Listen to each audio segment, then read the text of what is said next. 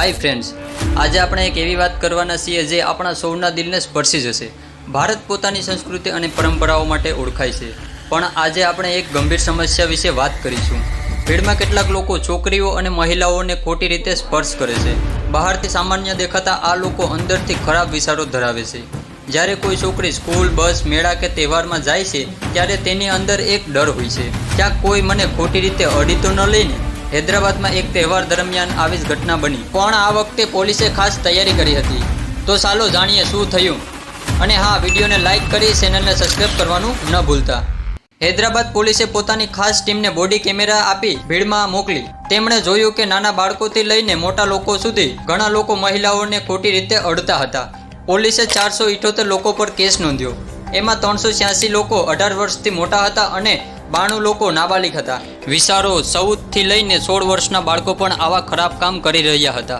અથડાવું, છુપાછુપી અડવું કે ગંદી નજરે જોવું આ કોઈ મજાક નથી, આ એક ગુનો છે। અને દુઃખની વાત તો એ છે કે આપણે હવે સામાન્ય લાગવા લાગ્યું છે। પહેલા પણ હૈદરાબાદ પોલીસને આવી શિકાયતો મળી હતી, પણ ભીડમાં ગુનેગારોને પકડવા બહુ મુશ્કેલ હતા। ઘણા લોકો આવી ઘટનાઓ સામે ચૂપ રહે છે, કહે છે કે અરે ભીડમાં આવું થતું જ હોય છે, પણ આવું માનવું ખોટું છે। જ્યારે કોઈ સ્ત્રીને તેની મરજી વિના અડવામાં આવે એ નાની વાત નથી, એ ગંભીર ગુનો છે।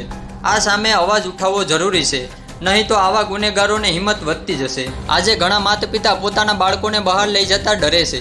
એક માતાએ શેર કર્યું કે પોતાની દીકરીને ચાંદની શોક લઈ ગઈ હતી, પણ 2 જ મિનિટમાં દીકરીએ કહ્યું કોઈ મને પાછળથી ટચ કરે છે, એટલે તેઓ તરત ઘરે પાછા ફર્યા। આવો ડર હવે સામાન્ય બની ગયો છે, પણ આવું ન હોવું જોઈએ। સવાલ એ છે કે શું આપણે આપણી બહેનો, દીકરીઓ, માતાઓ સુરક્ષિત રાખી શકીએ? શું આપણે આ સમાજમાં ખરેખર સાચા સંસ્કાર આપી રહ્યા છે? તો આ સામાન્ય ઉકેલ છે। સૌથી પહેલાં ઘરના બાળકોને શીખવો કે કોઈ સ્ત્રીને તેની પરવાનગી વિના અડવું એ ગુનો છે।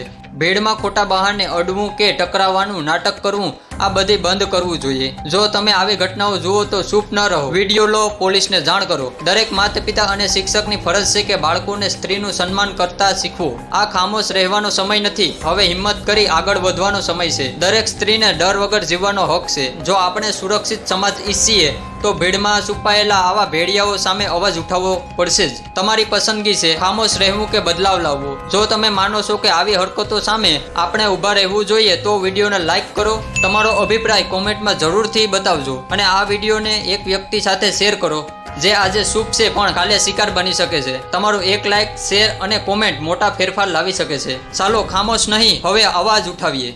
જય હિન્દ દોસ્તો।